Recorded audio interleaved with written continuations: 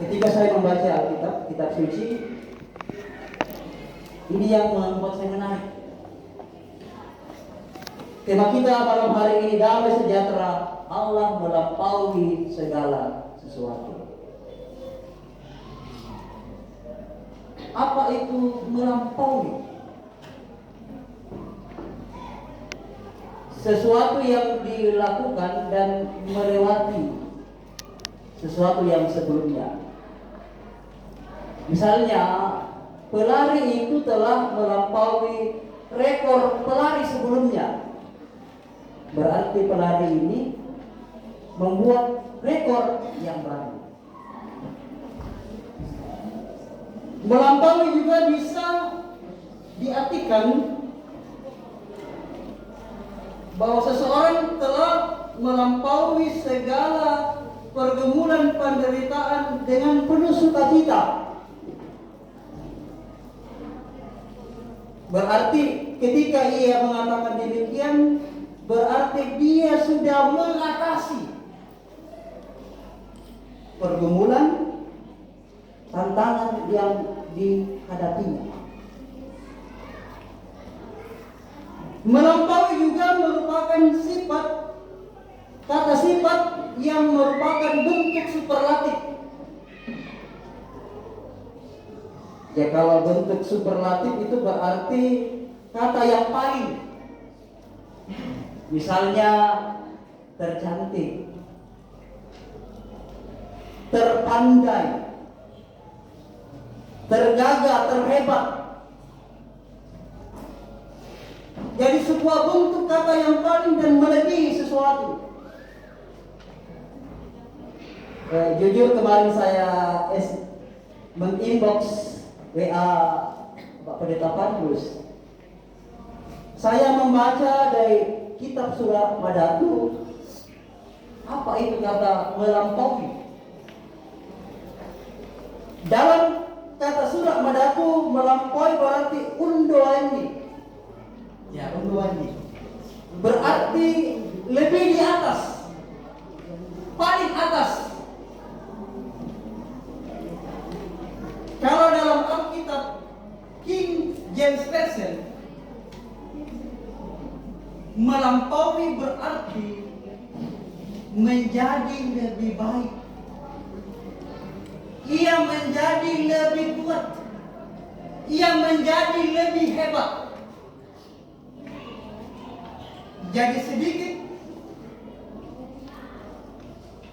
berbeda apa yang ditafsirkan dalam terjemahan King James Version. Ada kondisi keadaan yang dulunya lemah menjadi lebih baik, lebih kuat, dan seterusnya. Jemaat yang sama dikasih Tuhan. Tak dapat dipungkiri bahwa Allah mempunyai sifat yang melampaui segala sesuatu. Dia bersifat transenden sehingga sering kita menyebut dia Maha Kudus, Maha Adil, Maha Kasih, Maha Pengampun, dan Maha sebelum setelahnya itu. Sehingga di dalam kehidupan kita, perintah Allah, firman juga melampaui segala sesuatu. Misalnya, kasihlah orang yang membenci kamu, melampaui sesuatu. Berbahagialah kamu jikalau karena kebenaran kamu dianiaya, melampaui sesuatu. Sehingga karena dia melampaui sesuatu, kadang-kala kita mengatakan kami tidak sanggup melakukannya, kan melampaui segala sesuatu. Tetapi ketika damai sejahtera Allah itu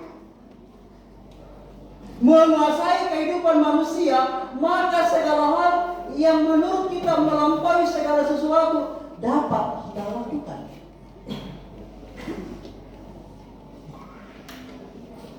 Jemaat Tuhan, damai sejahtera dalam bahasa aslinya dalam perjanjian lama Salom dalam bahasa Perjanjian Baru ini merupakan bentuk sifat dari keadaan batin manusia ketika dia mengalami kehidupan bersama dengan Tuhan.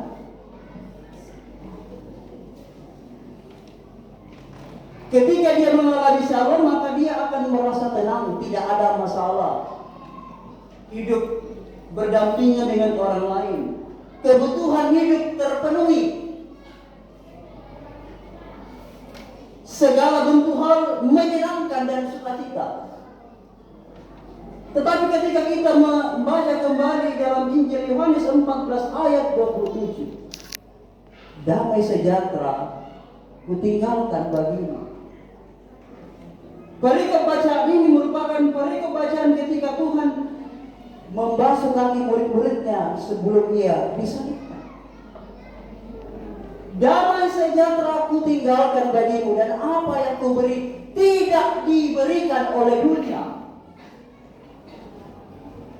Dan yang dimaksudkan Tuhan, damai sejahtera itu dari sorga.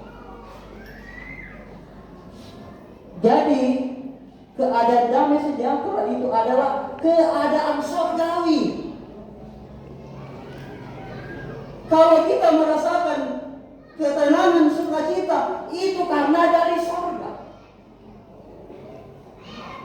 Sehingga ketika kita juga akan memasuki sorga, kita akan mengalami damai sejahtera. Maukah kita mengalami damai sejahtera dari sorga? Bukankah sumber damai sejahtera dari Tuhan sendiri, dari Kristus? Tidak ada sumber lain di dunia yang dapat memberikan damai sejahtera selain Kristus. Mengapa? Damainya dari sorga, saudara. Ini yang menarik. Tidak terbatas dengan situasi dan keadaan kita, tetapi kita merasakan kasih dari sorga. Sukacita yang besar tidak dapat diberikan oleh dunia. Seorang pemusik namanya Jimi Hendrix, raja rock and blues. Pada suatu waktu dia mengadakan konser. Dia berkata dalam konsernya, adakah saudara-saudara di sini yang bisa memberikan saya damai? Selama ini saya tidak pernah merasakan damai, walaupun saya seorang pemusik terkenal. Apa yang tidak kenal Jimi Hendrix? Tetapi semua orang terdiam, tidak bisa memberi jawaban di mana damai itu. Lalu kemudian karena dia tidak menemukan jawaban, dia menghancurkan gitarnya pada waktu itu. Karena tidak dapat menemukan damai. Jemaat sama dikasih Tuhan, kalau kita membaca surat Filipi, surat yang ditulis Rasul Paulus dari dalam penjara. Dalam surat ini ada 16 kali kata bersukacita ditulis. 16 kali.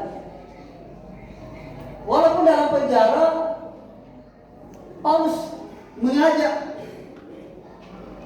jemaat di Filipi untuk tetap bersukacita dalam pengharapan,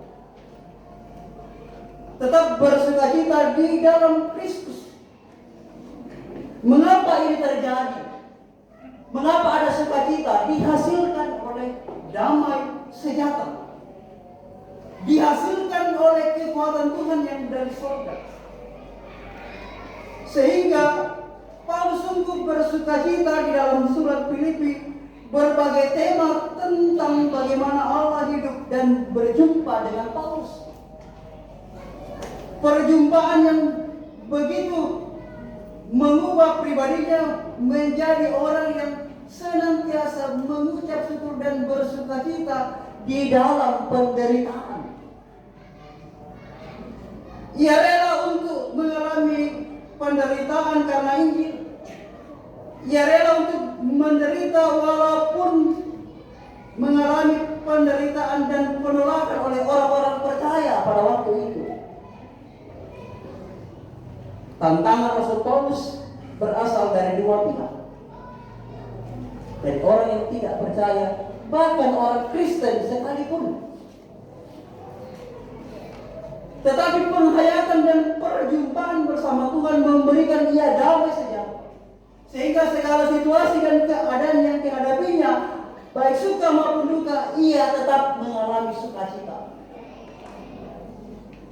Sehingga dapat dikatakan bahwa keadaan yang dialami Paulus ini berada bersama dengan Allah karena mengenal dan memahami karya Kristus yang memberikan damai sejahtera bagi hidup dan pelayanannya. Sehingga dengan demikian di dalam hidupnya ia sungguh merasakan damai dan sejahtera yang daripada Tuhan, walaupun harus menderita bagi Injil. Apa yang dirindukan Paulus? Supaya Injil dimasyhurkan, supaya Injil dikenal, supaya kemuliaan Tuhan dikenali orang-orang yang tidak percaya.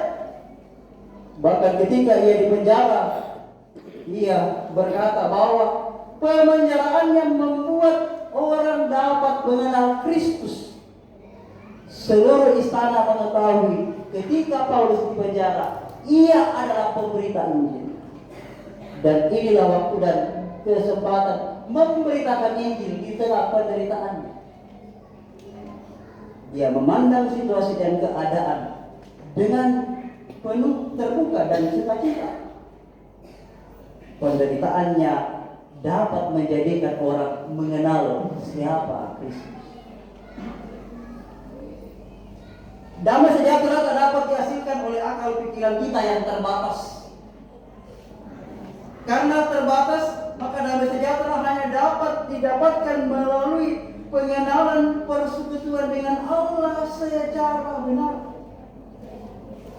Damai sejahtera Allah bersifat kekal dan tak dapat binasa, karena berasal dari surga dan dari Allah sendiri. Ia tak dapat dipengaruhi oleh keadaan, baik itu susah dan senang. Kita mengalami damai sejahtera karena kita yakin dengan apa yang Tuhan janjikan dan apa yang Tuhan telah berikan kepada kita.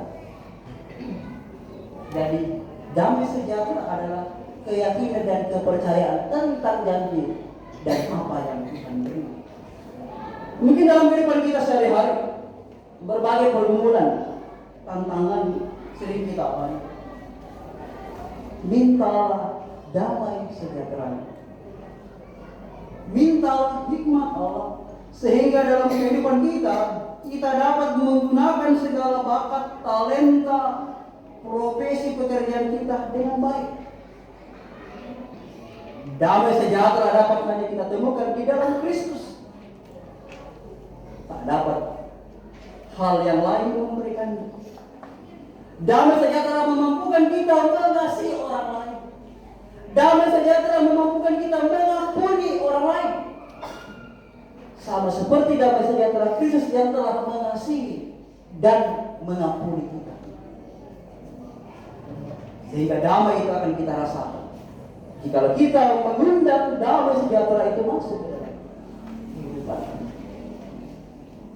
Rasakanlah saudara-saudara, undanglah selalu Yesus masuk dalam hati, sehingga damai sejahtera yang melampaui akal dan kepikiran manusia itu akan memelihara hati dan pikiranmu hari ini hingga selama-lamanya. Terpujilah nama Yesus Kristus kekal selama-lamanya. Amin.